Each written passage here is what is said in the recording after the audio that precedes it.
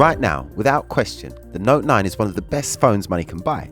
It's expensive, but right up there with the most expensive devices from Apple in terms of quality, and with a totally unique feel, thanks in large part to the S Pen, which I really like using. Before we go ahead, all the reviews, slow motion video tests and comparison videos are impartial, and we do have free giveaways from time to time, so make sure you're subbed and hit that notification bell. Let's just kick things off here with the basics so we know what we're dealing with. The Note 9 runs Android Oreo out of the box, though it will likely see an update to Android Pie. It's powered by a whopping 4000 mAh battery, and it's a super quick operator as it packs an extremely powerful Exynos 9810 chipset along with 6 gigs of RAM. There's a choice of either 128 gigs or 512 gigs of onboard storage, and regardless of whichever option you choose, you can expand the storage using the microSD card slot for another 512 gigabytes, which is perfect for power users and business types who tend to use up storage at a faster rate than the rest of us. The Note 9 is tough. It's made of Gorilla Glass 5 on the front and the back, and fully IP68 water and dust resistant. And it's a beauty, especially considering it's such a big device. One of my favourite things about this phone is the display. It's big and beyond beautiful when it comes to colour reproduction. Actually, it's as good as it gets. There isn't a smartphone display on any device at any price that I could honestly say is better than this. It's a 6.4-inch Quad HD Plus HDR OLED Infinity display with Samsung's curved glass treatment either side. It isn't quite as curved as the S9 series, and this is to ensure the S Pen works properly across the display for things like note-taking and so on. We'll come to the S Pen in more detail in a short while. The pixel density is unsurprisingly very impressive too, at 516 ppi, and the display has a 1440 by 2960 resolution.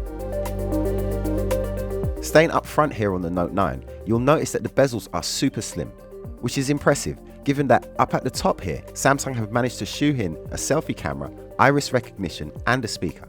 The selfie camera is a very good 8 megapixel unit with an f1.7 lens. Looking around the sides, we have the volume rocker, power button, and the Bixby button, which for me is just pointless. Bixby is Samsung's alternative to Google's voice assistant.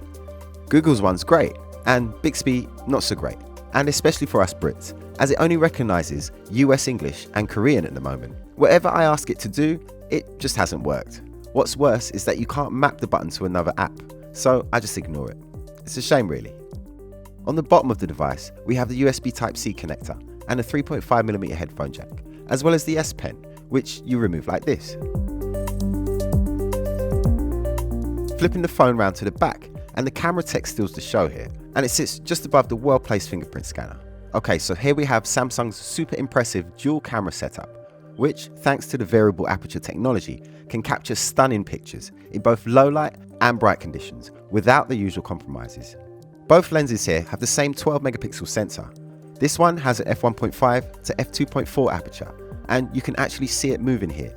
The other lens has a fixed aperture of f2.4 and a 2x optical zoom, which can work together with the main lens for depth sensing. In other words, it is this what gives us those beautiful blurred backgrounds that look as if they were taken on a dedicated DSLR camera. The super slow motion is impressive too, with recording at up to 960 frames per second. Throw in flaw detection and scene optimization technology, and you realize that this is a seriously impressive device for taking pictures and video. And now we move on to what for many this phone is all about, and that's the S Pen, which is new and improved. How? Well, it now has its own independent battery and Bluetooth. This means that you can use your S Pen just like the S Pen of old, but also to remotely control your Note 9. For example, you can use it to take pictures by clicking here, or to move on to the next slide in a PowerPoint presentation. You can choose what's most useful for you. For me, it's just being able to use this phone's always on display to scribble down notes in video production meetings and product briefing sessions. It makes this phone a pleasure to use. The bottom line is, for power users and especially productive business types, this phone is amazing. There is a group of customers here at Direct Mobiles who, having used a previous Galaxy Note, will only use Galaxy Notes going forward. If you really get into using the S Pen, the same will probably happen to you. Excellent work, Samsung. This phone is fantastic. I just wish they did away with the Bixby button.